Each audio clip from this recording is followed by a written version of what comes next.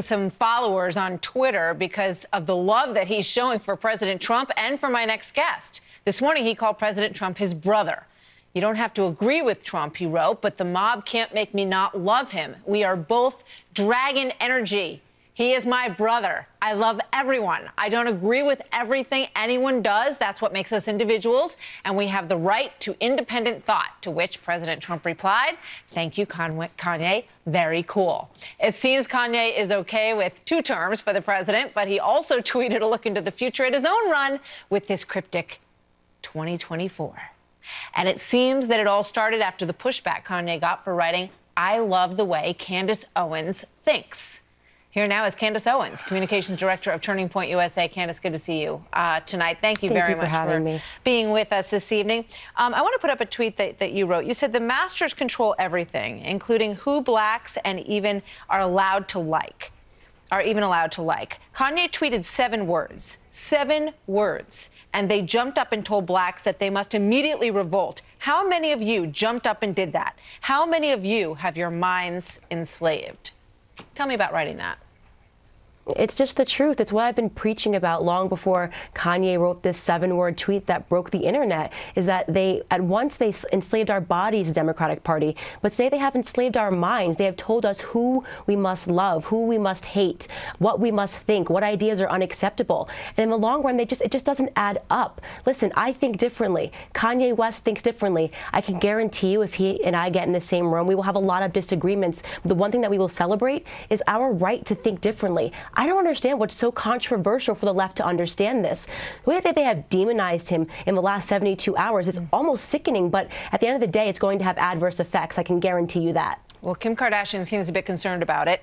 She tweeted to the media, trying to demonize my husband. Let me say this. Your commentary on Kanye being erratic and his tweets being disturbing is actually scary. So quick to label him as having mental health issues just by being himself. He's always been expressive. It's not fair. I want to take a look at John Legend, too, because he is very upset. I love that great, brilliant artists have the power to imagine a better future, but artists can't be blind to the truth. Candace.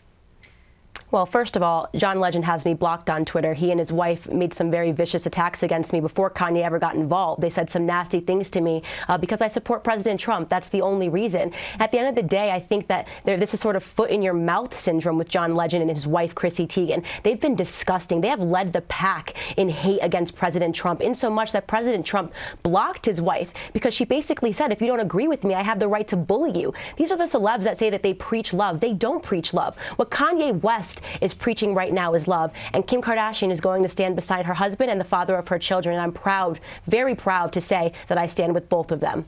So when you look at how the African-American community has been treated by President Trump versus President Obama, you know, in terms of support, in terms of economic encouragement, in terms of empowerment, who do you think did a better job, has done a better job?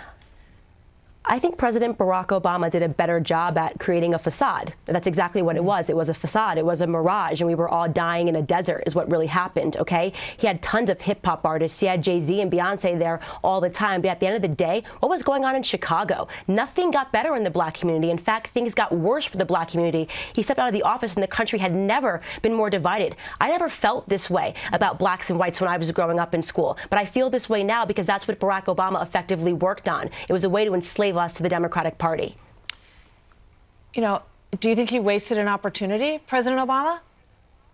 No, I think that he never really had power. At the end of the day, he never really had any power because he borrowed a lot of money to get into office. And at the end of the day, if you borrow money, they are the people that control your strings. On the other hand, we have President Donald Trump, and he's completely free because he walked in there as a billionaire, and they tried to demonize that. He became a billionaire because of capitalism and free markets, things that we should be celebrating in this country. That is what America is all about, the American dream, and anybody can do that. I'm so happy, again, to see that Kanye West is giving the American dream back to Black America.